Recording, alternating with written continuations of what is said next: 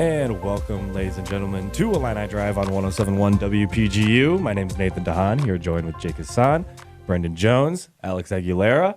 Guys, it was a hot one today. How was everybody's Wednesday? Sweaty. It's been a long day. Yeah, Brendyn came in. Jake, you missed this. Brendyn came in sweaty. He just got back from the Arc, he tells us. Opens his Sprite bottle. It explodes all over him inside the studio in here. Like he was just a mess upon immediately. Why coming are in. you drinking soda after going to the Arc? I'm assuming you worked out. Is that I worked out, went back to my place, showered, then I left, and I was like, you know, it'd be really good right now, a Sprite, and I don't know why. No free ads. Well, because true. A soft drink. I was walking and I left my water bottle at my place, and I was just so thirsty, and I didn't want to buy water.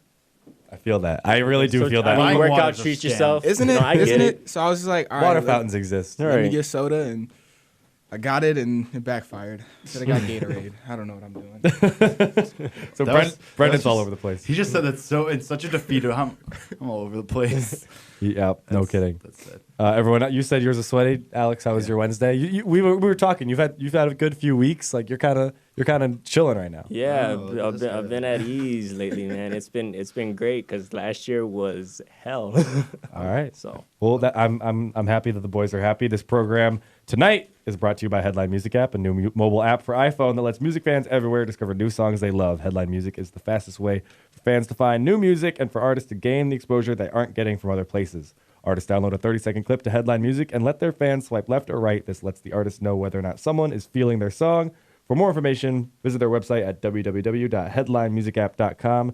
Download Headline Music App on the App Store today.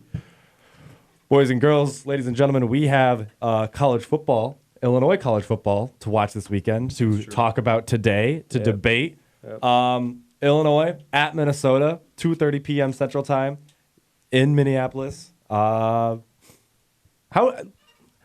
usually start with how we feel on, but I'm gonna say this. I'm gonna say positives going into this. Illinois is coming off a bye. Yes. Illinois surprised a lot of Illini fans and Big Ten pundits everywhere when they beat Minnesota very handily last year. But it's a new year. It kind of looks like a similar Illinois team. I don't know how similar or dissimilar this Minnesota team is to last year. But as of right now, they're like top 5 in the country in yards per pass. They're a elite passing offense, passing 273 yards per game. And we know that Illinois has struggled mightily against the pass, allowing 261 yards per game. So it's time to get nervous, in my opinion. I want to be positive about this Illinois team, and I do think that Minnesota is a somewhat beatable. I mean, they're not, an Ohio State, Wisconsin, Michigan type opponent, but the way that they've been moving the ball through the air is kind of frightening, and that's where I'm at right now. It's been a minute since Illinois has played. They're coming off a bye. Maybe there's adjustments made over that bye week, but from what we've seen right now, it looks like it might be a long day on Saturday, and I was curious what you guys are sort of anticipating or feel like is coming in the next few days with this Illinois football team. Well, the good thing about this Minnesota team, I'm looking at who they played. They played South Dakota State, Fresno State, Georgia Southern, it looks like, and they let Fresno State put 35 on them. Georgia Southern put 32 on them. And then they beat Purdue, but they let Purdue score 2 touchdowns in the fourth quarter, and they didn't score any. So I think the good thing about, looking in for the Illinois is that maybe they can put points on the board because it looks like they're going to allow a lot of points on them. Yeah, I mean, we've talked about all year that this Illinois offense is the type of offense that can put points on the board. I mean, we see, Reggie Corbin and the way that they use the rushing attack. Brandon Peters can distribute the ball very well. So, yes, the Illinois offense is better from what it was last year. And that offense last year hung, I think, 40 on Minnesota. So there's positives. I didn't know that about Minnesota and how weak their defense was, because when I looked at their sort of the team stats, their defense isn't necessarily eye popping or doesn't necessarily play one side of the ball really well or whatnot. But I don't know. It's still both of these teams average scoring around 35 points a game. Both of these teams allow Minnesota allows just under 30 points a game. Illinois allows, overall 25.5 points per game. That stat is heavily skewed because of 3 points that Akron put up, whereas the rest of the games we saw, teams to be a little bit more successful. So, Jake, I mean, you've been quiet so far. What's your thought about this Illinois game? You look perplexed. I mean, it's not the offense that bothers me with Illinois because we know how good they are. It's the fact that, Nathan, you said it, Minnesota appears to be a really good passing team, especially in yards per pass. So that's scary because we've been talking about it all year that Illinois isn't great at stopping the pass, and especially over the middle. And so that's scary. And I don't know if it's going to be a long day just because of what Brendyn said regarding Minnesota's defense, and Illinois' offense has been good this year, but I'm not confident. Sure. It's hard to be confident, but I think this is a game you can win. I don't think we're in the stage of the rebuild where we can say that Illinois should be winning any of these games yet, but it's a game you can win, and I think it's a game you absolutely would like to win, especially if you are trying to go for those 5 or 6 wins. In that scope of things, it's a game you need to win if you want to go for that 6th win. I remember being at this is coincidental because the college basketball Big Ten Media Day was today, and I remember talking to Isaac Trotter, friend of the program, former co-host, who mentioned to me, he said, I'm circling that Minnesota game because, and at the time he said Illinois could be 4-0 or 3-1 going into that game. Realistically, 3-1, anticipating a win against Eastern Michigan, and then probably a loss to Nebraska. But, our spirits were very high before the season, and we thought that this team could be 4-0 going to the Minnesota game. And he said that it was one of those games that could, propel Illinois to that bowl team that they really want to be, or that could sort of, set the bar back at where Illinois sort of right now is in the Big Ten, especially the Big Ten West. So now we're 2-2 going into this game. There's obviously less confidence against the Minnesota team. The Vegas doesn't believe in Illinois. The line is -14 in favor of Minnesota, which we can get to score predictions later on. I don't know where everybody feels on the margin of victory for either, whether it be either team. But he talked about this game as sort of like Nebraska was the first Big Ten team, and it was under the lights, and it was exciting. But Minnesota felt like a team that it was just a more obtainable win. It felt like a team that you beat last year, and it surprised people, but you beat last year, and now you were looking to take that next step, and so you would expect them to beat them this year. Now our confidence is a little shaken, but I still think that this Illinois team believes. I think that they spent a whole bye week listening to coaches talk about how poorly they played, especially defensively against Nebraska. Just seeing how good Minnesota was and having 2 weeks worth of tape watching to really prepare for an opponent. And I think that helps. Lovey also talked about in his press conference on Monday that Illinois had a bye week at a bad time, which he says, and I somewhat agree with, because I look at the schedule and now it's another 6 weeks until Illinois has, or maybe, 6 weeks until Illinois has their next bye week. And it's at Minnesota, home against Michigan, home against Wisconsin, at Purdue, home against Rutgers, at Michigan State. I mean, there's 3 ranked teams in there, 2 of which you get at home, but the road matchups are, not ideal. So having this long of a stretch in between your bye weeks could, really start to weigh on Illinois, especially with Purdue and Rutgers being teams that you maybe think that you can beat, but if they're fresher than you are because you're at the end of 6 straight weeks of playing, could change some things. And then you have a bye before your last. And then you have a bye before your last 2 games. So I don't know if it's a bye week at a bad time, because there were a lot of things that we saw with Nebraska that we knew that needed to be addressed, and had more time to be addressed. But also maybe going forward, I don't know if it was the best time for it. Minnesota's won 6 straight games dating back to last year, including their bowl game and the last game of the year. They win this Illinois game, they're 5-0. They're kind of competitors for the Big Ten West right now. I was partially persuaded by PJ Fleck's his passion and charisma when I went to Big Ten football media days, and then I did my research and I became anti PJ Fleck all over again. Yep. So it bugs me to see his team doing so well, but I mean he added that little bit of culture that he had at Western Michigan and a Western Michigan team, And that's why they brought him in. and a Western Michigan team that beat Illinois. Our freshman year, when our shout out JP and Jean's class that went to the Western Michigan game. I feel old. Yeah, At least you're not 22 yet. and Oh, that, yeah, sure. I just turned 21, so. yeah, me and Alex are still living life at the on the young side. Must be nice. Go. Brendan, 19 feels great. yep, this kid, his back doesn't hurt yet. But we watched that PJ Fleck led Western Michigan team come in and beat Illinois. So PJ Fleck has seen Illinois. You know, I don't know if they've played Minnesota since. Well, I guess they played them last year, but he's seen beating Illinois and he's seen losing to Illinois in the same stadium. So I don't know if that gives him a competitive advantage or that experience keeps needing to go on. But who needs to have a good game for the Illini to put themselves, in striking distance? Who would you say, if you had to maybe name an X factor, a key player, whatnot? Would you name if you had to give me a name? Lovie Smith with his play calling on defense. Okay. So I guess Lovie Smith, the defensive coordinator.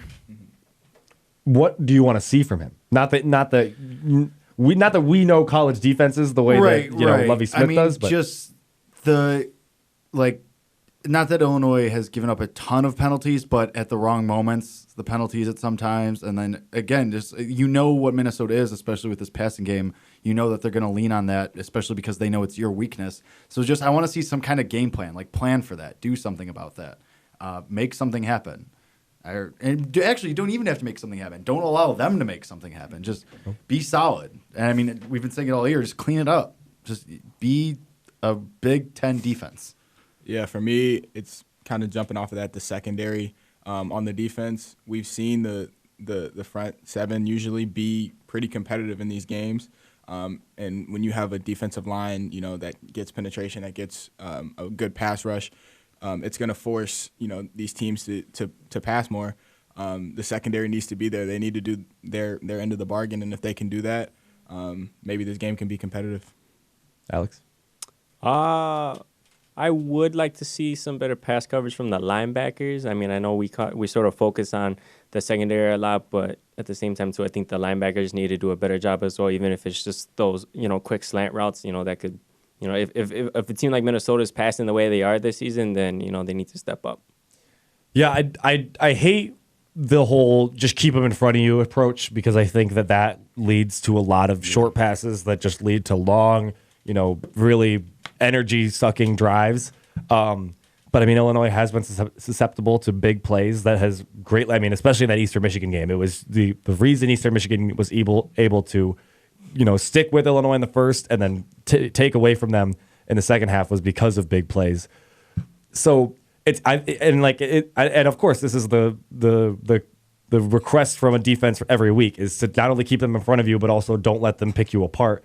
But I would agree with you, Alex, that I think that you need to see more. I think when it comes to the linebackers, pulling them back and just not maybe letting up the yards on the ground just to keep them running rather than passing because that the passing has hurt you and really cut deep as the season has gone along. While maybe, I mean, I'm not going to say, run man coverage with the corners and zone coverage with the safeties and this or whatever because I don't know the way that college defensive coordinators know. But for me, I'm saying Brandon Peters. For me, I'm saying that, there was times in that Nebraska game, especially in the second half, when you looked at Illinois' drives and you said, Peters wasn't hitting guys. Yes, there was a few drops in there too. The play calling sometimes was weird, bringing in Isaiah Williams or having Trenard Davis throw passes or, a bunch of different things here and there. But I think Brandon Peters needs to really step up and look the way that he looked, especially after the Akron game. Of course, that Akron defense is worse than any Big Ten defense that you're going to see. But in that game, he stood in the pocket confidently, distributed the ball. He found a lot of different receivers rather than, for example, the Nebraska game where Ricky Smalling was the only receiver that had more than one catch, and he kept looking at Ricky Smalling. Not that Ricky Smalling doesn't deserve to get the ball a lot. He's a phenomenal athlete, great wide receiver, poses a threat deep or with his route running, but there's got to be more, variety, more of a spread offense that can really cut down Minnesota. if Illinois wants to have a shot at this game. Right now, guys, Vegas says Minnesota wins by 14, but we are going to go around the table and do our final score predictions. I'm going to start with Brendyn. I think it'll be closer than that. If I had to say right now, probably 42-31. So you think Illinois puts a lot of points on the board? Yeah, Minnesota ends up getting the win. Jake. I'm going to go Minnesota 35, Illinois 24. 35-24, Minnesota. Yeah. I'm kind of in the same vein. I'm going to say Minnesota. I'm going to say Minnesota 40, Illinois 28. I don't think it's quite a 2-touchdown game. Mm-hmm. Yeah. I have a hard time saying 70 points are going to be scored the way that you've got going, but I also think that Minnesota's defense isn't something to really hold Illinois to any sort of standard, or to hold Illinois to any sort of down performance, but Illinois' defense isn't going to really be able to stop Minnesota either. So I've got Minnesota winning the game 40-28. Alex, how are you feeling? As a man who's been to Vegas twice and busted at the Bellagio once because his father made him hit a slot machine. Put it on black. Yep. I'm going to have to run with Vegas on this one. I say Minnesota 45, Illinois 28. I have a lot of questions right now. Yeah, what's up? Okay, when was the first time? I was 5. I don't remember much. Honestly, that doesn't bother. I do remember get that I one. do remember it being very hot. Well, that's Nevada. Like it was really hot. That was the hottest I had ever been at that point in my life. Other than right now. Other than right now. And then I remember a really cool underground arcade. That was pretty fun. When was the second time? 2 summers ago, I think, 2 or 3 summers So you ago. have been 19? Yeah, I was 19. Yeah. Makes sense. So yeah, we were just. Was that the only bet you made? No. Sounds like a man who had a really great time. Sounds like a man who is is embarrassed to admit how much money he lost. Well, I didn't lose any money. I just didn't. That's concerning. You're being very vague about your Vegas. I'm a little Alex is taking what happens in Vegas, what stays in Vegas, very seriously. Exactly. Alex is usually like one of the most straightforward people. Like Nothing happened in Vegas. I didn't bet any money. God. You said that you said you lost lose a money big kidney on or the what? Bellagio. No. I'm just playing. All right. I'm just playing. You're scaring so me. much happening in this room right now. All right, we're going to take a quick break. Let Vegas Alex sort of calm down and forget about his weekends there. When we come back, We just took Alex to a dark place. when we come I back, don't like the Bellagio. I'll tell you that.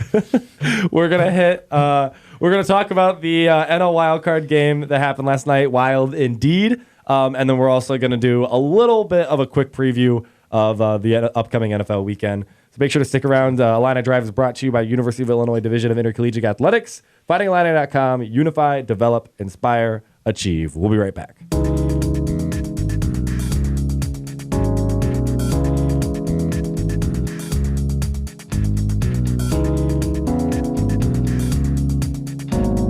And welcome back to Illini Drive on WPGU 107.1. This fall, WPGU needs your help to choose the best 107 alternative songs of all time. It's the WPGU 107.1 Ultimate Song Battle. You get to choose the best 107 alternative songs of all time. Go to WPGU.com and vote now until Friday, October 12th. Then tune in to Flashback from noon to 1 after the vote closes and all through November to hear the songs you voted for. It's the WPGU Ultimate Song Battle only on WPGU 107.1. So last night, Milwaukee Brewers, Washington Nationals. Milwaukee Brewers, yikes. Big yikes. Yikes. Man, they didn't look good. Juan Soto with a bases clearing, probably single if the play is made, but the right fielder has the ball, a grounder in outfield, goes right under his glove. Soto advances to second and eventually gets thrown out in a pickle between second and third, but the base is clear, puts the Nationals up 4-3 in Washington in the bottom of the 8th, inning over. just like that, all of a sudden, the Brewers are in the top of the ninth, needing a run, thinking that Josh Hader was going to close out this game, was wild from the time that he stepped on the mound. Yikes! I mean, it's wild card, and we know it's going to be crazy. But I mean, from the highlights or from what you guys watched, how'd the game feel to you guys? What is it? What you expected? It was not. I mean, we talked about a little bit on Monday, and I think we talked that it was going to be a low scoring game. All of a sudden, they come out and rock Scherzer to right field, and we don't know what we know anymore. But ended up calming down. I mean, so obviously, I think everybody would guess I watched that game from first pitch to last pitch. And I was stunned when Scherzer just immediately, like, 2-run home run, solo home run. Nationals don't look good at all. Like, their lineup doesn't look good outside of the Trey Turner home run. And then we got nothing for the next 5-6 innings. But I could feel it starting to turn in that first Hader inning. Actually, the inning before that, I forget who was on the mound for the Brewers, but when Dozier beat out the infield single and they had first and third and it was 2 outs, I could feel them kind of putting something together. And then when Hader came in, and I knew it was the bottom of the lineup, and then they would have a chance in the ninth. I figured Hader would go through this bottom of the Nationals lineup, and then you'd have to win in the ninth with your top of the order of, Turner and Rendon and Soto. But then Michael Taylor gets hit by the pitch, which has been a huge topic of discussion today. But I thought it was fine. But A lot of people thought it hit the bat first. a lot of people thought it hit the bat. I'm on the opposite end of that. But I also just loved the drama, and I thought they had to make that call. They didn't have to make that call, but because they called it hit Taylor at first, they didn't have anything to overturn that. And, I mean, it's awesome for the drama aspect. And then once Juan Soto came up to that plate, because Rendon wasn't looking to be the hero at all, except on that one pitch, and that was on a down and in, and they said he hits like 410 on pitches down and in. So that was dirty from Hader, though. I mean, he throws such heat. It was the only pitch I think Hader located where he wanted it to the entire night. Yeah, and then Soto came up. He's 0 for 3, 2 strikeouts. He's 20 years old. And this guy, we know Juan Soto's been a star in the making since he came up as a 19-year-old last year. And then he just comes in, rips this single down the line, turns into a double. The worst part of it for the Brewers is that's supposed to be Christian Yelich in right field, not this rookie who, he's probably great and he's out there for a reason, but that was supposed to be Christian Yelich in right field for you. And it's probably tied regardless. Even if Yelich fields that ball, you maybe have a chance to throw out. Was it Taylor must have been on second, right? It was what? It was Rendon on third. Yeah, no, Rendon. So he was the scoring run. Right. Rendon was on first, so he scored the go-ahead run. So I think it was Taylor was on second, and he scored the tying run. So maybe you have a chance to throw him out, but really probably not. Oh, no, it was the rookie. It was the pinch runner for Zimmerman. That's it was Stevenson. Oh, yeah. Okay. So then maybe you have a chance, but regardless, it's tied. And then I think you have a rookie right fielder, and he's thinking, okay, I got to make this play. It's already tied. I can't mess this up even more. And then, whoop. Routine grounder in the outfield. Me and Nathan just, again, synced up. That was awesome. I think we just did it again. Anyway, yeah, I mean, it stinks for the Brewers. If you have Yelich, it's probably a different game at the plate and in the field.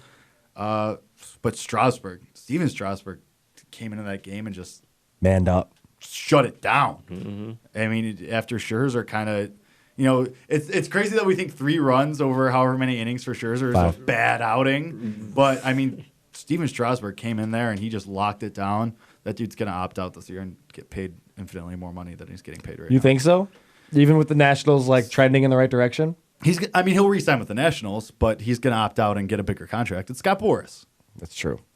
Yeah, Strasburg came in, 3 innings pitched, 34 total pitches, 26 strikes. He's still good, 2 hits, man. none earned, 4 Ks. Yeah, he manned up and took control of the game. Ends up getting the win last night. Hader gets the loss. Hader and Ryan Braun are the only Brewers that I actually have any animosity towards. Same. And I think everyone feels that way. And they're like, it annoys me that like Cubs fans that'll go on Twitter afterwards and be like, didn't realize when Brewers said, they're going to play in October baseball. They'd only play like one day or like, just all this like whatever. I mean, like, congrats to the Brewers. The problem is the Cubs did that last year. Yeah, exactly. To the Rockies. And so, that's the thing though. All you need to do is tip your cap to the Brewers, say you guys got super hot at the end of the year. You earned your way into the wild card. Didn't work out for you. Am I sorry to see you go? Not at all. But they still have the manager of the year. Also, do you guys consider the wild card round a playoff round? I was know thinking a lot about of this people last don't. night. I mean, yeah, I do too. I mean, if a game's gonna get played like that, then yes, that is a playoff. I mean, there's just a lot of people that argue that it's not just it's one game and usually it's a series. So how can you call it a playoff series? It doesn't have to be a playoff series. It's still a playoff game. Right. Yeah, it's extra I mean, for me, baseball after. Even with football. I mean, it's for me, extra like after regular Yeah, season. I agree. Right. It was like for me in 2015, like when the Cubs won that wild card and they ended up like making that run to the NLCS. I'm just like, yeah, absolutely. Yeah, right. Just absolutely. Well, my thing is like they also broadcast it in the playoff slate. So Yeah, and like as Alex pointed out, like if a team comes from the wild card, they as the Nationals now have entered a playoff series, and we don't think they're going to beat the Dodgers or maybe even be competitive with the Dodgers, but let's say a team that played in the wild card game goes to their division's championship series. I mean, all of a sudden, how are you going to not call that a playoff game? It has one of the top two teams in your entire division, not division, league in the. I mean that's exactly what the Giants did. Yeah, the Giants won the World Series out of the wild card game. So I mean that's exactly what happened. Should it be a series though? Should it be a 3-game series? The wild card, I would love it. I think that'd be awesome. I also love the lack of rationality of having the playoffs the way that they are with the wild card game.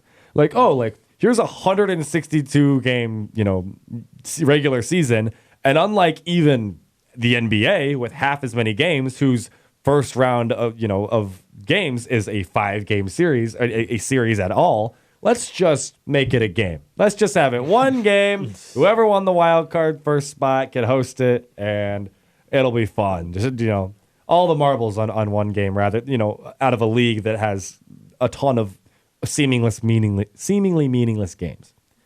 It's crazy. So yeah, that was last night.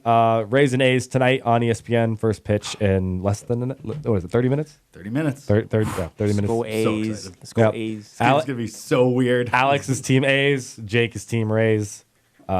Should be fun. It's gonna be so weird. The bottom. It's such an odd wild card. It's gonna be awesome. It's so odd. I saw a tweet today that said the A's and Rays have the worst 2 stadiums in baseball. That according to 3 different polling places or like stadium rankings, the Tropicana Field and the Oakland Tropicana is Coliseum. definitely the worst. Yeah. well, But and- I kind of like the Coliseum though. The thing is, like, it has like the tradition and like it's like a mainstay, but it's just like not a good stadium. Yeah. Which, according to these people, I don't have an opinion really either way. anytime you hear a player do an interview about the Coliseum, they say, "Yeah, that place stinks." Like, All right. Well, they're like, It "Yeah, just there's looks- literal sewage water in the visitors' clubhouse." I love when visiting teams have bad clubhouses. I think it's awesome. Welcome to, like Wrigley Field used to have it. Welcome to Wrigley Field, historic stadium. Here's the worst possible place to warm up for a game. Well, to doesn't get ready. Fenway still have the cold showers in their visitors? Do they? lounge? I don't know. oh, really? I know that used to be a thing. I thought they still did. I just love That'd that. be- I love that that'd be like funny. competitive advantage of just Yeah. like like if for like let's say Illinois football right now with their brand new facility have that like new like locker room and whatever, and let's say their visitors locker room looked exactly like how your high school's PE locker room looked like. It'd be awesome. Actually, my high school had a kind of a cool locker room, but also like going into my freshman year, they had like won a state football championship, like the first one in a while. So then like the boosters and people just pumped a bunch of money into I'm it. sure. Yeah. I'm sure. the boosters. Oh, I love it. Second half of our second segment right now. So yeah, tune into Rays and A's tonight. Second half of our segment, I want to touch a little bit on the NFL. Since we last talked, Monday Night Football happened. It was boring. I know why Cam Newton's broken. You know why Cam Newton's Yeah. broken? Lay it on us. Insider scoop. Because he's vegan. He's vegan. Yes. He is. Yes. Yeah, he went You know what? vegan That a while makes back. sense. So he can't that's why his body never recovers from anything. He's on that all vegan diet. He's not eating any meat or any like natural proteins except for like beans or whatever. But that's why. Like literally, prove me wrong on this. Ow, I just hit my knee on the table. I saw the table. Ow, what Cam Newton's saying all the time because his bones and body are so brittle from his vegan diet. Not that diet and wardrobe go together, but like, like so But many, in this case, like, it just makes so much sense. So many things are coming together for me now where I'm just like, wow. yeah. Okay. That's why he looks miserable too. I get it He's now. miserable. I get it. Wow. That's crazy. That's wild, man. What if that actually I was? just blew Nathan's mind. Oh, well, okay. This is just- You did just blow my mind, but as we switched to NFL, I pulled up sort of the schedule for this coming weekend. 2 afternoon games. That's it. It's all noon games. Then Sunday night game. Denver and Chargers play, and the Packers and the Cowboys play at the 3:05 and 3:25 slot, and that is it for afternoon Well, football. no, aren't the Bears early because They're at noon. They're at noon. Yeah. Isn't that game usually at like 9 a.m.? Well, you got to think that in London it's 7 p.m. Noon is 7 p.m. I believe. Right, but I'm saying like that game is usually. I feel like it's been in the past like In the morning. yeah, So 'Cause of time I difference. guess they're lining it up with the rest. weird. Oh, Yeah. I mean, I don't mind. I mean, I think It's gonna be it's gonna be weird watching that game when you wake up on Sunday, you know, recovering from your Saturday, and it is like under the lights. Yeah, right. Yeah. That's gonna confuse a lot of people. Like What? especially since like I imagine you guys like I don't know if you watch Red Zone or if you watch games on Sunday, but I feel like a lot of people do Red Zone maybe on one TV or like on a computer and then have the game on the Yeah. TV. Like you guys are gonna be waking up, tuning on the Bears, and they're gonna be playing in prime time. At least it'll look like. So that'll that'll be be interesting. You know what? I remember when I went out to London and Paris, I was texting You're the a world buddy. traveler on today's show. Yeah. The new Tommy Polson over here. Yeah. Tommy Polson, you should just drop that. But like, I was texting a friend, and they were just like, "Oh, I'm having lunch." I was like, "I'm getting ready for bed." Like, what do you mean? Yeah. You're having lunch? I got the worst jet lag. I can imagine, man. That's a long flight. It was terrible. Thursday Night Football is like back this year. This week we got Rams at Seattle. that's gonna be good. Yeah. I like that. Packers I like and that. Eagles was a good game on Thursday. Packers and Bears. That Packers Bears to start the year. Yeah. So I mean, a lot of good Thursday night games. It seems like, at least so far. Monday nights have been the opposite. The undefeated teams, I like to check in on them and make predictions that if they're going to keep it up. Obviously obviously the New England Patriots. They're at the Redskins. Likely stay undefeated. Likely handle a Redskins team that Jay Gruden came out and said today, I have no idea who's my starting quarterback for this coming game. That's not what you'll have to hear on a The, Wednesday. Right. the actual quote was, we don't know what we're doing at quarterback. That's worse. That's worse. Not what you want your head coach. Infinitely worse. He's what getting you want- fired Monday, right? You have to Yeah. imagine. The Chiefs are still undefeated. They play Sunday night. They host the Colts. Should be a good That'll game. be good. Ooh. I imagine that they win that game though, because At they're the home, yes, Chiefs, probably. and because we saw this game. Jacoby Magic, baby. Yeah, but we saw this game AFC, divisional last year, and Chiefs took care of business. Yeah, I Well, guess. that was last year. This year. Yeah, well, the Colts lost Andrew Luck.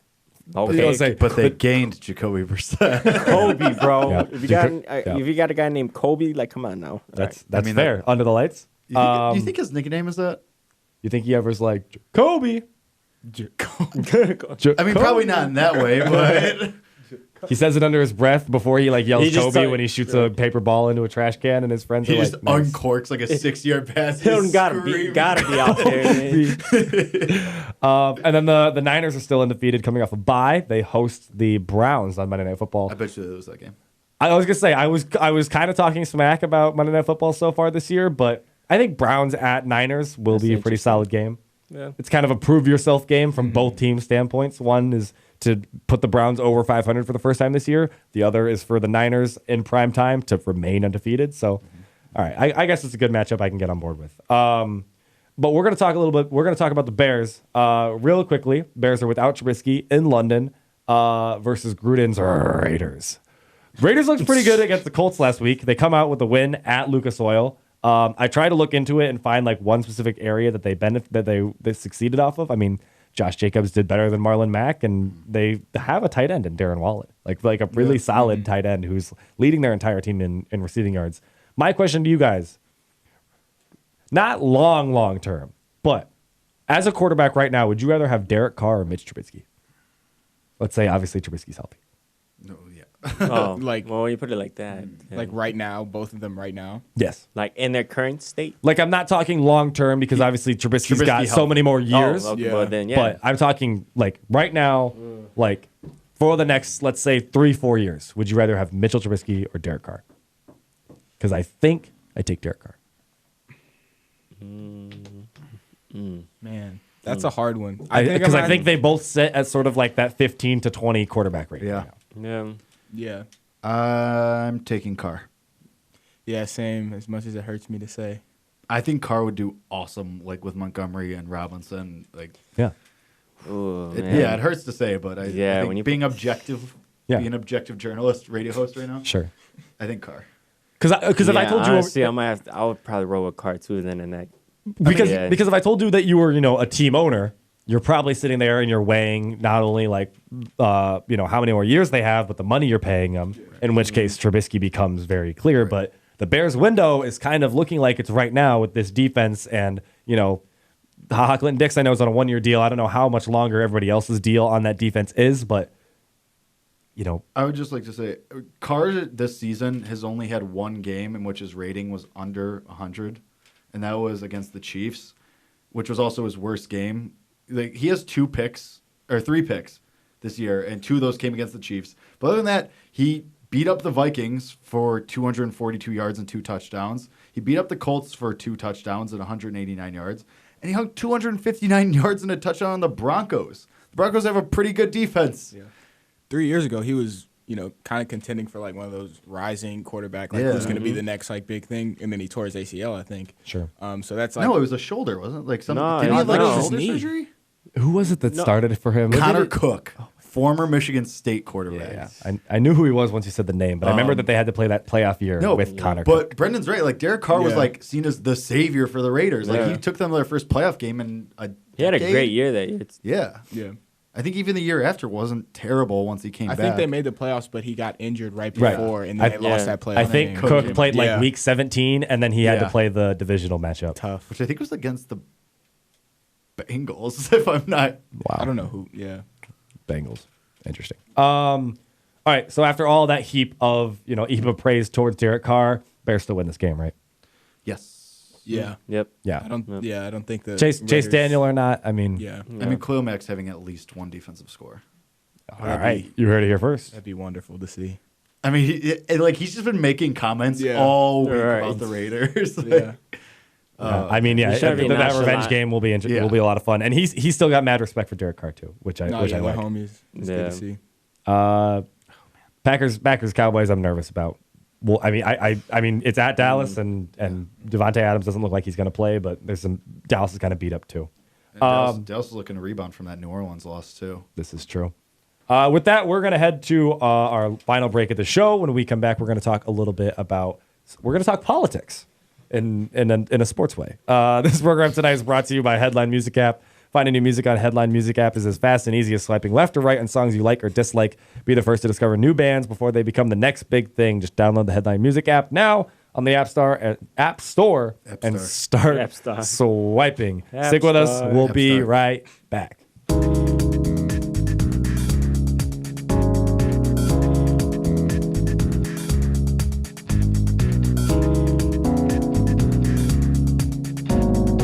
And welcome back to Illini Drive on WPGU 1071. Illini Drive is brought to you by University of Illinois Division of Intercollegiate Athletics, fightingillini.com, unify, develop, inspire, achieve. This week, Illinois Representative Chris Welsh decided that he wants the state of Illinois and its colleges to pay its college athletes. Illinois is the third state to introduce a bill like this. Since Illinois introduced the bill, Ohio, Florida, and I'm forgetting one. Was it New York? No, New York. New Or York you was mean the second California? state. Or you mean California? California was the first state to introduce Right. the bill, but then what really made waves is that it got signed. Right. Then New York and Illinois introduced bills, followed by Florida, Ohio, and I want to say there was one other state, but I can't remember. And it's hard to find information. When you look this stuff up, if you Google this stuff and you try to sort of figure out what states are considering it or offering it or whatever, it's like weirdly difficult, and there's like a bunch of different things that are being said that like about one way or the other, or how much reporting is being done on it. I don't really know. sports places and places like this are going to take off with it because we all are on the same page. Pay them. You know, we don't know if we have, you know, we don't have the right answers. We've been talking about this. Pay the athletes. We've been talking about this since the since the California bill, like, got on the floor and then got signed. I mean, we've been talking about how, like, this is probably going to be a big theme over shows in the fall because it's really important news and it's really a big, you know, change of the way that things are going to be because, you know, California signed this into law. California legally said that it has to be done. Who is it? Tom Izzo today had a quote at Big Ten college basketball media days and talked about how he said, you know, he didn't think the lawmakers should get involved. He didn't think that legally it should be attacked when, like, instead it should be figured out amongst the NCAA, which, like, part of me kind of gets, like, him saying, you know, like, let them focus on, like, laws and not so much like this. But, I mean, it is kind of like not a social justice thing. I'm not trying to blow it out of proportion, but, like. Well, the problem is the NCAA are slime balls. So. You're completely right. And to, like, contrast Tom Izzo's point, like, who's gonna, like, make this happen if it's not for the Tom like, Izzo, you're gonna walk in the office, kick down the door, pay the players. That'd be amazing, but that's not gonna happen. Like, it has to go down on a policy, you know, scale.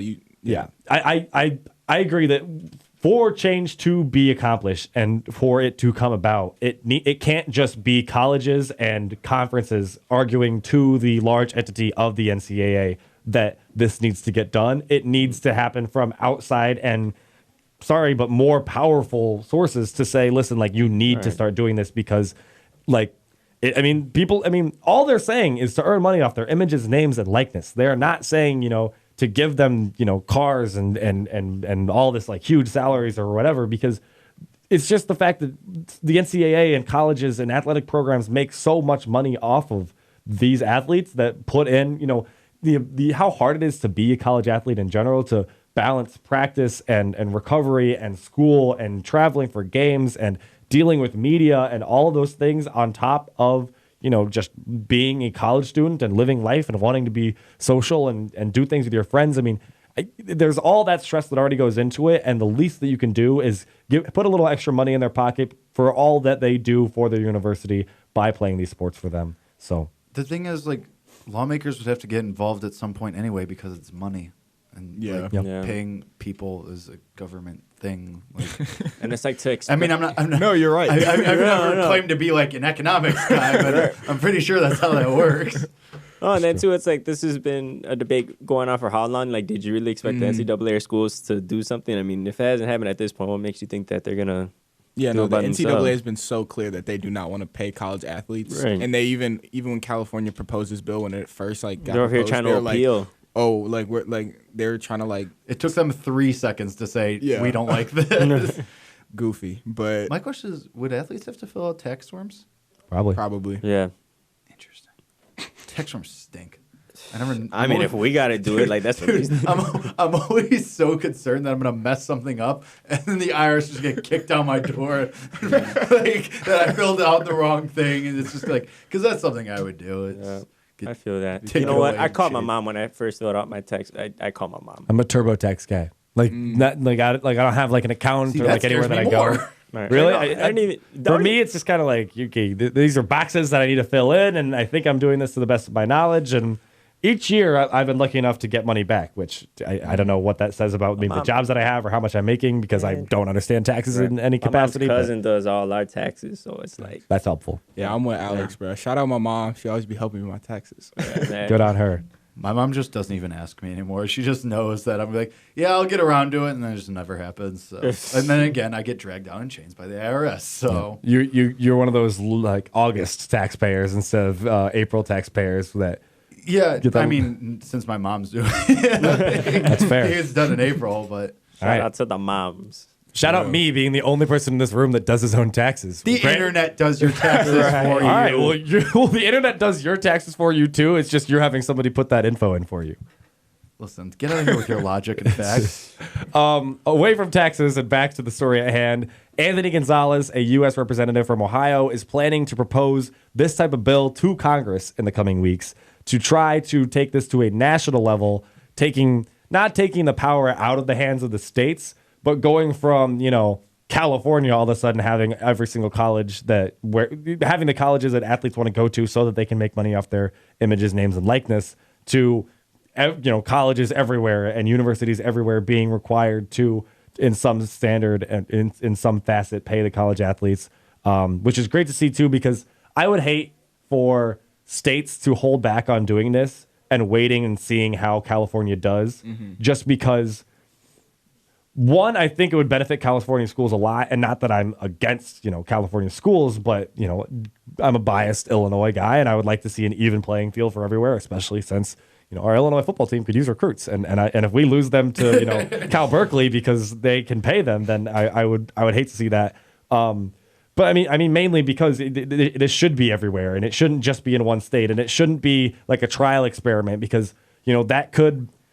It would be wild to watch as a college football fan, college basketball fan, college whatever sport fan, to see if California schools all of a sudden blew up, if like a new dawn of USC dominance in football or UCLA dominance in basketball or whatever it may be arose out of this before other states caught up. But I would much rather see an even playing field, and for the boys and girls at Illinois that put in the effort for this university to get paid for it. But as you guys brought up, I think legally somebody had to get involved, because similar to the way that the NFL handled like the concussion issue, it wasn't until players started speaking out and other people started getting involved, and numbers and statistics started getting released, that everyone was raising their eyebrows, looking at the NFL like, hey, are you guys gonna like address this? like people are dying, people are killing themselves, people are living their lives in horrible conditions because they played the game that you make billions off of. And the NCAA was the same way, that they weren't going to do anything, because especially when it comes to paying somebody, it's not like somebody can go on and say, I've got these CTE, I've got terrible living conditions or whatever, because everyone's going to go like, yeah, like every college student ever was like broke and like had a hard time getting, paying the bills or whatever. Whereas these kids, I mean, they deserve the money. So we all agree on that. Do we think that in the next 5 years, the NCAA is forced to put this into action? Yep. Do we think that it's a less than a 5 year window? Yep. Yes, I'd say because 3. I didn't expect, now it's 4 or 5 states that either have something in place, just in a span of a couple of months. Proposed in the span of, what do we start, like a month I ago? was saying, a month that we right. started talking about this. And the more states that do it, the more states are going to follow along, because, these institutions that will be losing recruits, as Nathan has talked about, are going to pressure, their lawmakers to make sure that, hey, Georgia doesn't lose recruits, Alabama doesn't lose recruits, all these other, states that have these powerhouse programs don't lose recruits. And so I think hopefully it'll be done in the next year and a half, 2 years. I wouldn't be surprised if these bills get passed in Illinois and Florida and Ohio, if new things are proposed by the end of the semester, and by the end of this year, there's a lot of states on board. So California's law is 3 years away from going into effect. Yeah. So if you're a high school junior or senior making your college decision right now, pump the brakes. Wait to see if see if a school from California hits you up, because in 3 or 4 years they will have to shell out the money that you so rightfully earned for that university. Right. That's going to do it for our show today. Thank you so much to everybody for tuning in. Make sure to tune in to the Tuesday, Thursday crew tomorrow to hear their takes on, previewing Illinois football, everything that they have to say.